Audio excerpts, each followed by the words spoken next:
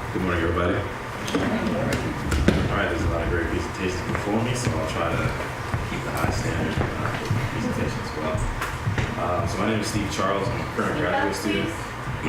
Excuse me. My name is Steve Charles. I'm a current graduate student at Morgan State University.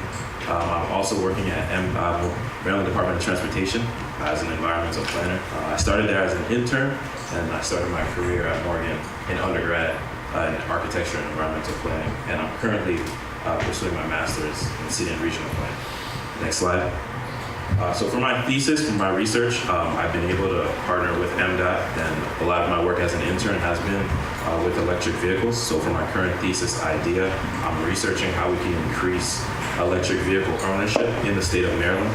So specifically with this presentation, I'm focusing on increasing ownership in underutilized neighborhoods, at-risk neighborhoods. So really quickly, what is a ZEV or an EV? There's a lot of acronyms. These are really the two main ones. So for those of you guys who are familiar with electric vehicles, please bear with me. Pretty much an electric car is just an automobile that uses an electric engine, either 100% electric or hybrid vehicles, which use half electric, half gas. So we have three different levels of charging. You have your lowest level of charging, which is your level 1 charging. These typically charge within 8 hours, which you're going to use for your overnight charging. Level 2 charging takes about 4 hours. A lot of people use level 2 charging while they're at work. And then your level 3 charging, this is going to be your fast charging. This is what you're going to want to use while you're driving. So these are going to be as close as you can get to a gas station. Next slide. So why electric vehicles? Why are they better than gas vehicles? So just the environmental impact. I know some of the previous presentations have mentioned air quality. So electric vehicles have no emissions. So that's what we're looking for here in the state of Maryland, as well as other states. Maintenance, they're very low maintenance, except for the brakes and replacing the battery or recharging the battery, electric vehicles have very, very low maintenance as opposed to their combustion engine counterparts. And then driving performance, electric engines actually have a little bit more zip to them. A lot of drivers have noted.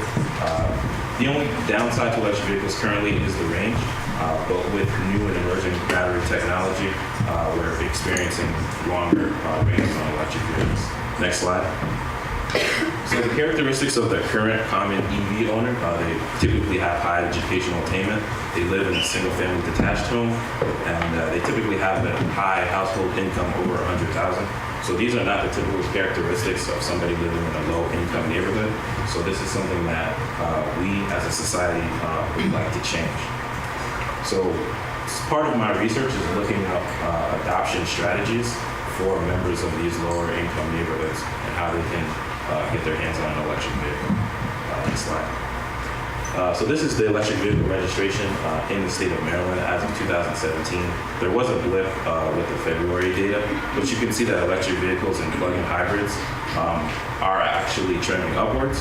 So what can we do as members of the community, planners, future planners, politicians and policymakers to help increase registration in lower income neighborhoods? Next slide. So this is the registration in the state of Maryland. You can see that there's the higher concentration, which is the dark pink color. These are going to be in your higher city population cities such as Baltimore and the Washington D.C. area and immediate surrounding areas. Next slide. So a disadvantaged area at MDOT, a disadvantaged area is defined as an area that has more than 50% of the population below 2 times the poverty level. Also an area that's more than 75% minority. So you can, just by looking at the map, you can immediately see that a lot of these disadvantaged areas are your blue areas. I'm gonna wrap it up. Next slide. So these are some of the 5 strategies that I've come up with, but just parting shots, something to think about. What strategies can we employ as planners and community members to help increase registration in lower income areas?